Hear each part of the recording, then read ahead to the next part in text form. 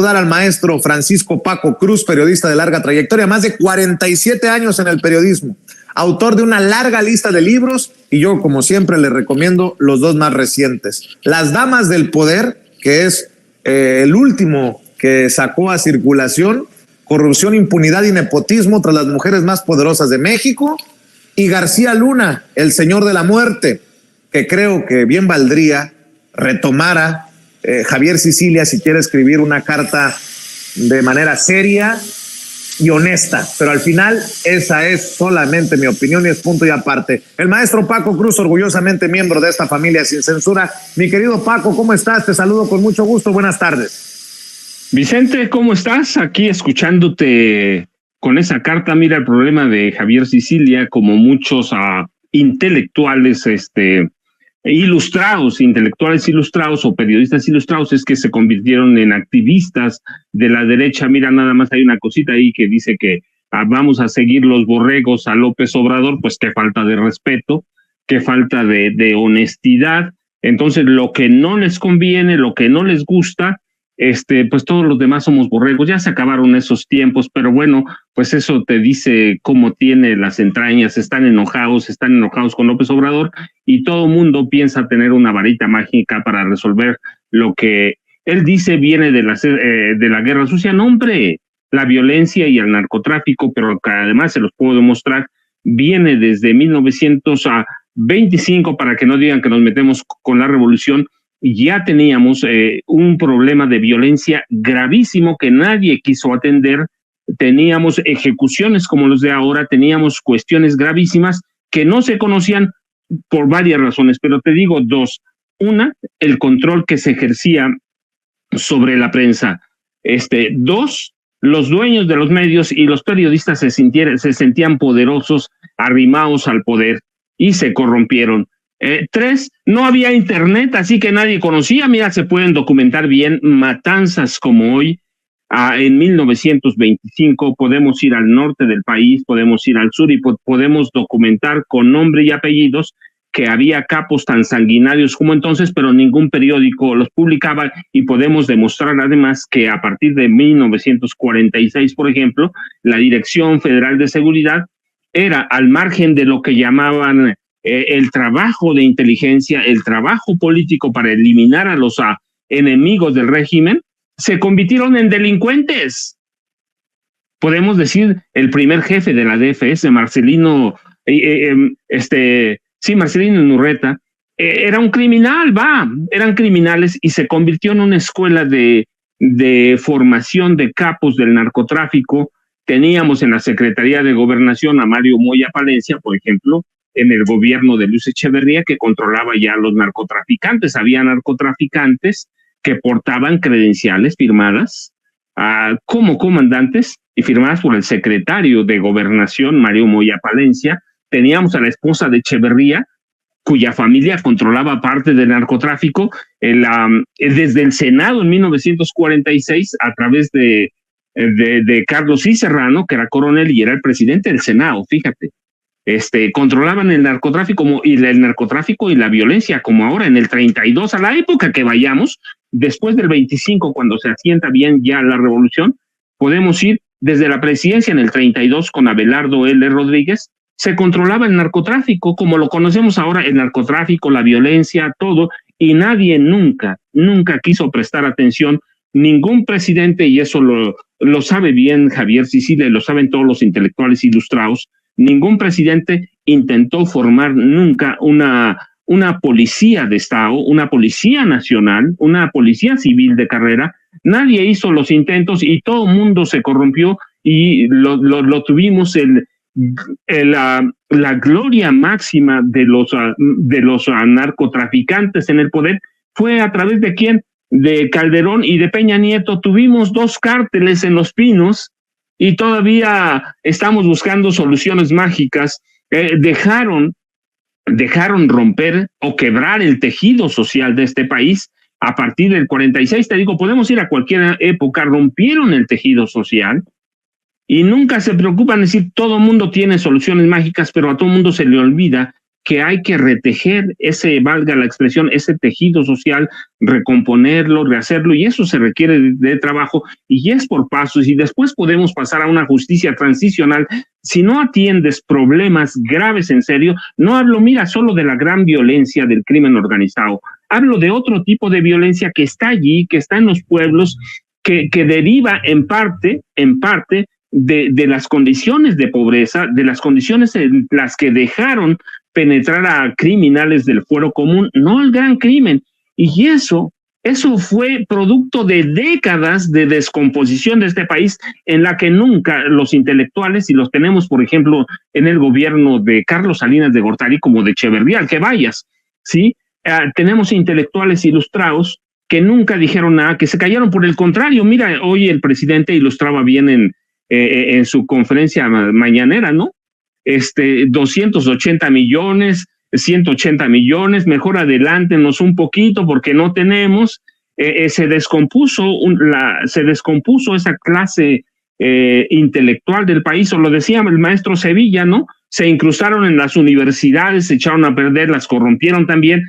Entonces, este país se descompuso completamente, y lo que recibe Andrés Manuel López Obrador es un país deshecho, es un país roto, que se ha ido tejiendo poco a poco. Primero, atender a todas esas clases sociales que estuvieron desprotegidas históricamente. Si no la recompones, si no hay un ingreso mínimo básico, si no hay condiciones para que salgan adelante, no importa que haya justicia transicional, si las clases, si hay una pobreza tolerada por los intelectuales, tolerada por los periodistas, tolerada por los empresarios o alimentada por ellos, entonces tienes que empezar a recomponer algo de lo que por décadas, te digo, a mí me impresiona que digan, es que esta justicia es nueva. No, hombre, no viene de la guerra sucia. Podemos ir a cualquier estado del país, a cualquiera.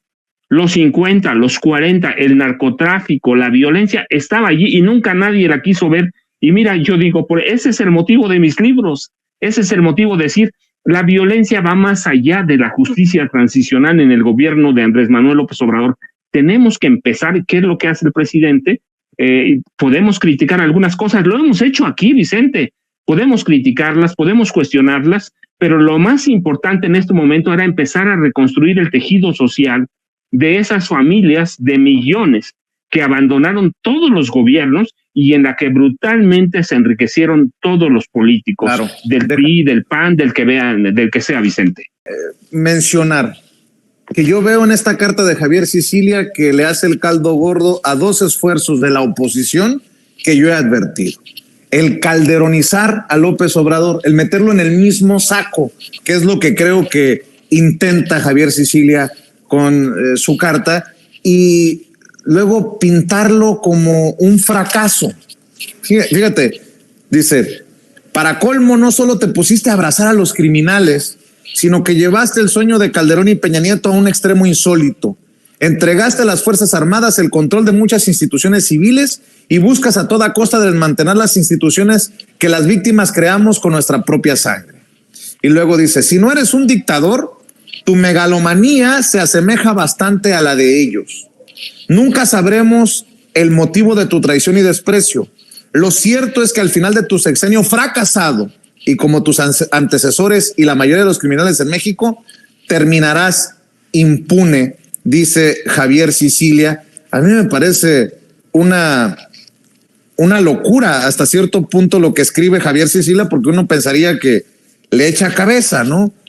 Pero le gana pues el hígado. Dice, llevas contigo no solo las más de 170,000 víctimas que hasta el momento ha cobrado tu sexenio, sino también las más de 300,000 que cobraron los gobiernos de Fox, Calderón y Peña. Pues ahí me enfoco, mi querido Paco, para hacer énfasis en esto que pongo sobre la mesa. Pues mira, Vicente está escribiendo con el hígado, está escribiendo, y yo digo, bueno, pues está bien, está muy bien, pero eso de fracasado, él es más o menos mi generación. Nunca habíamos visto un presidente que no tuviera una crisis, nunca habíamos visto un presidente que atendiera a los pobres. Lo atendían de palabra, es la primera vez que se atiende. Nunca habíamos visto un presidente que le quitara. Yo lo puedo documentar desde López Portillo, cómo le perdonaban el pago de impuestos y otras cosas a todos los empresarios, a los empresarios magnates, no empresarios cualquiera, no, esos empresarios que sí crean empleos, la mediana, la pequeña empresa, no, a esos magnates, y que lo he documentado desde López Portillo, cómo les perdonaban, les condonaban 600 mil millones de pesos por año. Y ese dinero, fue creando una casta, como dicen los argentinos, una casta, una élite que se apropió de este país y que destruyó este país. Te digo, lo podemos documentar cuando quieran, pero hoy está escribiendo con el hígado, está escribiendo, lo entiendo o trato de entender lo que quieren hacer, y está metido a la guerra sucia en este momento, a las campañas electorales, ¿verdad? Está bien, pero mira, está bien, estamos en una época en la que todo mundo puede decir muchas cosas, podemos llamarle lo que quieran a lo que quieran, y nadie dice nada, así que ese concepto de dictadura pues es el de Calderón, es el del PRI, es el de la derecha, es el de todo mundo, pero lo que yo veo, pues mira, es una carta escrita con el hígado, y su concepto de dictadura pues es muy diferente al que tenemos todos, su concepto de megalomanía es diferente al que tenemos todos. Yo digo, pues es un escritor que se metió activista y que ahora nos ven como borregos, es un poeta de la derecha, que creen, como muchos, tener soluciones mágicas para enfrentar la violencia en este país, y ellos fueron los responsables también, porque muchos de ellos se vendieron al régimen, muchos, de esta ola de violencia que él atribuye nada más a Peña y a Calderón. ¡Hombre! Venimos de todos los presidentes civiles, los revolucionarios que eran tan violentos y eran corruptos como ahora, y él habla de que le entregó el país a los militares. Mira, yo lo he documentado y lo digo con los hechos en la mano, porque además lo he publicado. Sí, este país no lo militarizó López Obrador, se empezó a militarizar se empezó a militar con Adolfo Ruiz Cortines, que es el que empieza a mandar, a enviar, porque está documentado, a los oficiales mexicanos a la Escuela de las Américas y a otras escuelas, por ejemplo, en Inglaterra, para que aprendieran métodos de tortura, métodos de desaparición, y y a partir de Calderón y Peña, este país ya estaba militarizado completamente, completamente. Sí. Y teníamos, porque además lo dicen ahí las estadísticas, teníamos un ejército letal, con Peña, con Calderón, con Fox, un ejército que no dejara heridos, que mataba, que desaparecía. Entonces, bueno, pues lo que dice, mira, hay cualquier cantidad de informes para refutarlo, para documentarlo, pero pues está escribiendo con el hígado, está haciendo caldo gordo a todo lo que está pasando, pero finalmente, pues para mí, yo digo, mira, hace mucho que dejó de ser el poeta y es un activista de derecha, entonces yo lo entiendo y entiendo su carta en ese contexto y en una revista como, pues que la gente le ha mostrado lo que piensa ahora, ¿no? En una revista como Proceso, pero bueno, pues eso es cuestión de ver los números, cuestión de entenderlos y entender que no tenemos recetas mágicas y que aquí mira, lo hemos dicho en Sin Censura, Vicente. Si algo tenemos un pendiente es la desmilitarización de este país, que empieza en los 50 y se prolonga hasta el gobierno de Peña Nieto, pero militarizado, en serio, con órdenes de salir a matar, porque esas eran las órdenes. Hoy no tiene el ejército órdenes de salir a matar. Está construyendo, me gusta, no, yo te lo he dicho, soy enemigo de una u otra, pero a partir de ahí hay que construir una policía nacional que no se corrompa, que no sea un nido de delincuentes como fue hasta el gobierno de Enrique Peña Nieto, y después bueno, al mismo tiempo, ¿qué es lo que está haciendo López Obrador? Reconstruir el tejido social de este país que estaba roto. No digo que ya está arreglado, no, va a tomar un par de sexenios, aquí lo dijimos, Vicente, esto no se va a acabar tan pronto, no hay soluciones mágicas, hay que esperarlo, y bueno, ahora Javier Sicilia está montado en la campaña política y yo lo entiendo, pero bueno, pues son tiempos políticos, Vicente, como dice el presidente, y hay que dejarlos hablar. De la lista de adjetivos que suelta Javier Sicilia, porque un intelectual, un hombre de letras como Javier Sicilia, uno se imaginaría que está en otro nivel, eso que nos los deja los Vicente Serrano. Pero, por ejemplo, dice, tú, la voz de un partido bovino y plagado de arribistas, chapulines y corruptos, y la oposición plagada de lo mismo, son iguales. ¿Qué le estoy diciendo? Quiere meter al movimiento que encabeza Andrés Manuel López Obrador a lo mismo. Y luego le llama pocos huevos, dice, sería necesario aceptar que México y sus instituciones están capturados por el crimen organizado. A ver, y luego dice, ¿quién para usar el lenguaje de una de las candidatas tendrá los huevos o los ovarios para llevarla a cabo y enfrentar al país con la horrible verdad que no nos hemos atrevido a mirar directamente y con la inmensa justicia que nos debemos? Tú no los tuviste, preferiste la traición y la complicidad con la muerte. Pues está la confirmación de que escribió acá con la zona hepática. Pero además, mira, Vicente, además está inclinándose claramente a Xochitl Gálvez. Eso está diciendo, tú no tuviste los huevos y los ovarios. ¿Qué es lo que dice Xochitl Gálvez? Yo sí tengo los ovarios o los huevos para enfrentar el crimen. Sí, está apoyando a Xochitl Gálvez, está decantando por la derecha y está diciendo que es un partido de bovinos. Yo quiero ver, pues ya está igual que aquel escritor que dice que hay que quemar a los morenistas en leña verde, ¿no? No, es una carta violenta, es una carta escrita con el hígado, no tiene ninguna propuesta. Dice, ahí teníamos un grupo de estudiosos para asesorarte, es decir, si no son ellos o no es nada. Entonces, te digo, para mí es una carta escrita con el hígado, claro. Es una carta de un personaje que está enojado con López Obrador y que le está colgando todo lo que pasó sin ver la historia de este país, está sacando y está cometiendo el mismo error. Mira, que ese es el motivo, yo insisto, de mis libros, que todos los escritores de hacia atrás, todos borraron a la violencia en el pasado y nace la violencia con Salinas o con Peña o con Calderón. Hombre, es un tema muy viejo y esta sociedad se quebró no en el gobierno de Salinas o para acá, se quebró desde antes. Teníamos un país de pobres y nadie lo quiso entender, pero está decantando claramente por la derecha.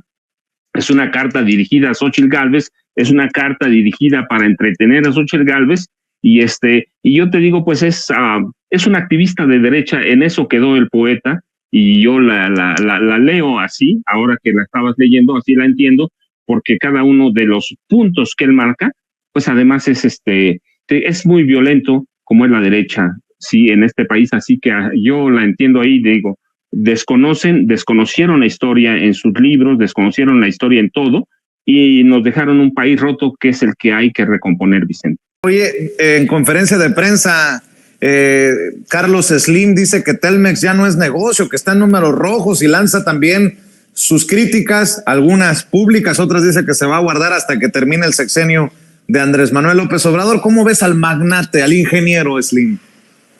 Bueno, mira, yo siempre lo he dicho, Vicente, porque además no lo digo ahora. Lo documenté en un libro que se llama,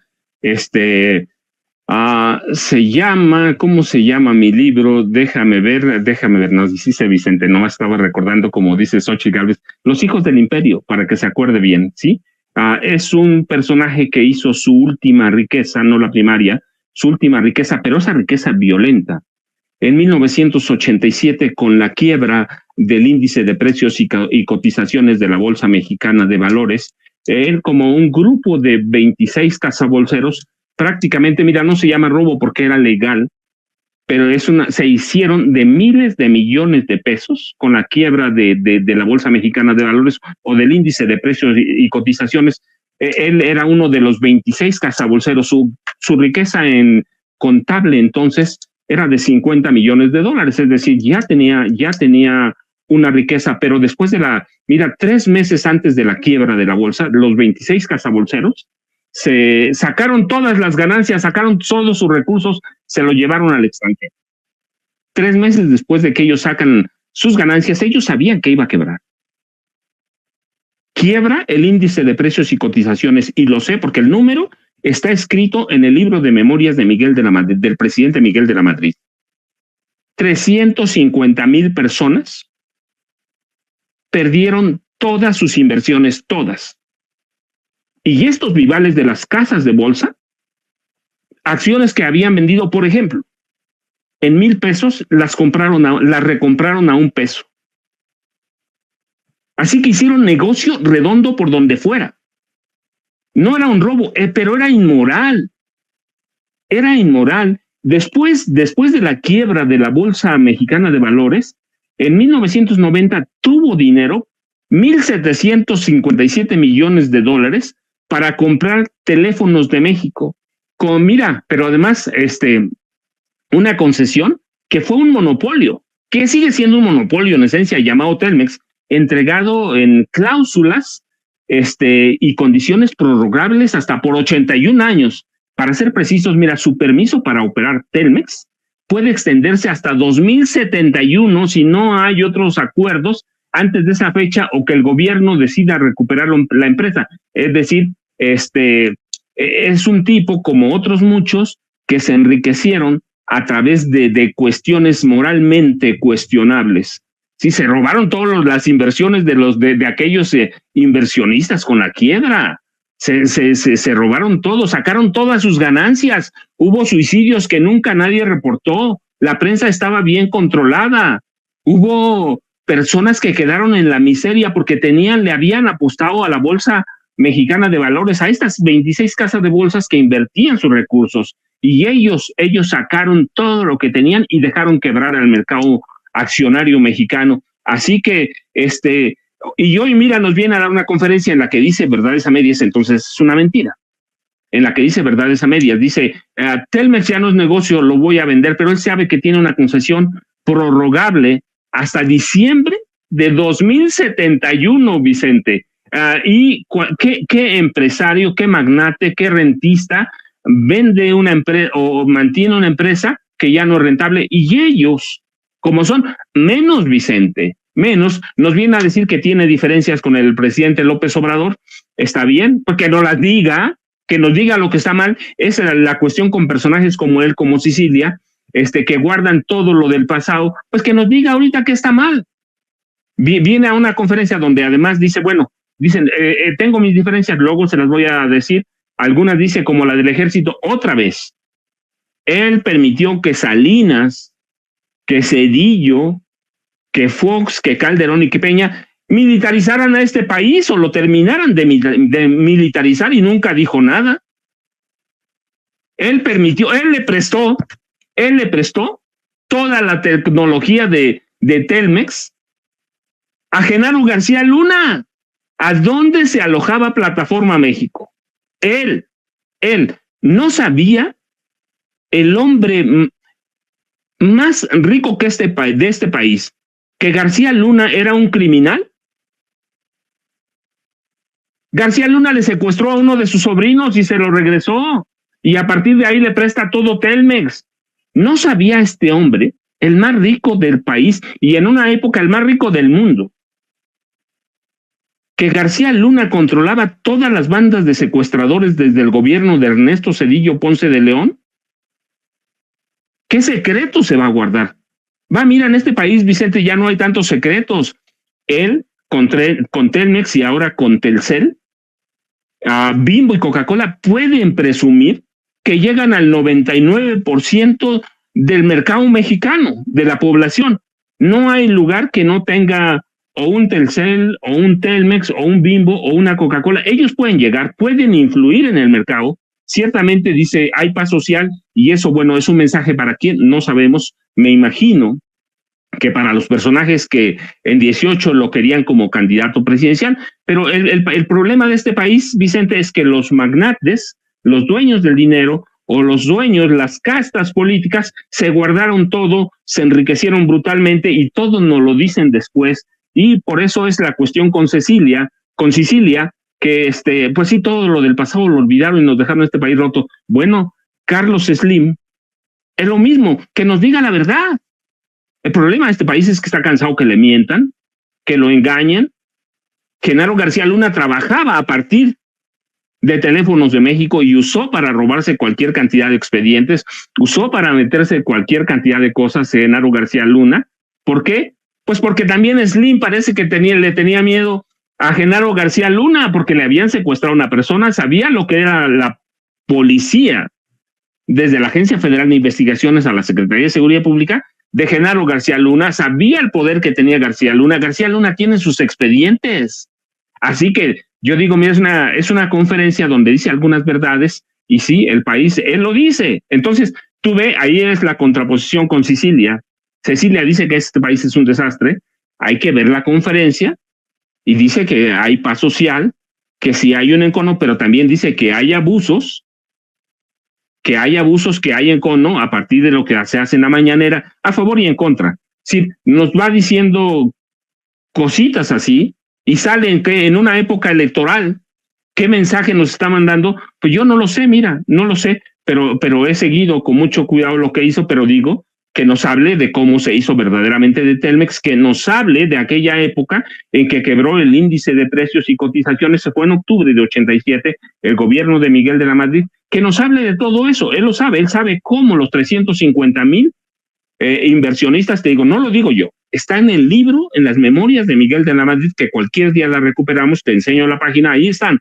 No, cuando hablo de algunas cosas de esas, mira, es porque lo escribió Miguel de la Madrid, lo escribió José López Portillo, que nos digan todo eso, cómo se hizo inmoralmente de esas cuestiones, que nos diga el papel que jugó Carlos Salinas. Le está mandando un mensaje a Salinas, mira, vamos a arreglar esto. ¿Por qué? Porque sale el caso del asesinato de Colosio, el doble tirador y algunas cosas más, y sale él en este momento, pues que nos diga a qué mensajes, a quién lo está mandando, por qué aparece en este momento. Me parece que es el mismo caso que Sicilia, el mismo, diferentes renglones, pero es el mismo, Vicente. Son personajes que tienen cierto poder, que tienen cierta audiencia, y acostumbrarlo, ¿no? Mira, así que desde que compró Telmex en 90, yo digo a precio de ganga, Carlos Slim ejerce como otros poderosos una poderosa atracción, ¿no? Es una especie de encantador de serpientes, que a eso no llega a Sicilia, ¿eh? Pero este hombre sí, más de 100,000 millones de dólares, y en algún momento el hombre, el magnate con más dinero en el mundo, que se guarde secretos, pues no se vale. Nadie se va a acercar a tocarlo. Mira, cuando sale a caminar al Zócalo, alguna vez me tocó verlo, ahí sobre la calle Madero, sale como con 3 círculos de guardaespaldas. ¿Quién lo va a tocar? ¿Quién de nosotros le va a mover algo? Pero si no dice nada en concreto, si se guarda esas discrepancias, puede decir que por el bien político de este país, que por la estabilidad, por lo que él quiera, pero lo que este país necesita es que personas como él le abren con la verdad, y probablemente podemos empezar a salir y a empezar a conocer bien cómo se da ese pasado, que él conoce bien a partir del gobierno de Miguel de la Madrid Hurtado, aunque es un hombre, mira, que podemos seguirlo después de hasta Parral, en su familia en Chihuahua, y podemos seguir algunos secretos si él no los cuenta. No los cuenta porque pues tiene un interés político también, Vicente. Así que es un hombre que además ha planeado con mucho cuidado su sucesión en el grupo que controla, ¿no? Y va a ser un tema recurrente, pero va a ser recurrente y va a ser un encantador si nos habla con la verdad mejor, porque así podemos recomponer más rápido este país, Vicente. Así es, mi querido Paco, dejemos aquí esta oportunidad de dialogar sin censura. Estamos al pendiente de las declaraciones del presidente, que dice que no va a demandar a César de Castro, abogado defensor de Genaro García Luna, no va a demandar a Tim Golden, el reportero 2 veces ganador del premio Pulitzer de ProPublica. En fin, estamos al pendiente porque hay mucho, Paco, y por lo pronto, pues yo voy a seguir invitando a la audiencia de Sin Censura para que busque tus 2 más recientes libros. García Luna, el señor de la muerte, precisamente sobre este personaje, el superpolicía de Calderón, esperando sentencia en Estados Unidos por vínculos con el narcotráfico, y Las damas del poder. Y obviamente le voy a pedir a la audiencia que también te apoye en redes sociales, maestro. Vicente, sí, y mira, de veras, si quiere la gente conocer, es muy complicado conseguir Los hijos del imperio, que es un libro sobre cómo se van armando las sucesiones en los grupos de poder económico en este país, pero también es un libro que relata y retrata cómo se hicieron de dinero estos personajes como Carlos Slim. Y yo, como siempre, te agradezco mucho, Vicente. Ya sabes, arroba Paco Cruz Jiménez en Twitter, Francisco Cruz Jiménez en Facebook, y nos vemos mañana, Vicente. Muchas gracias, como siempre. Claro que sí, el maestro Francisco Paco Cruz, 47 años de experiencia aquí para la audiencia de Sin Censura. Gracias, Paco.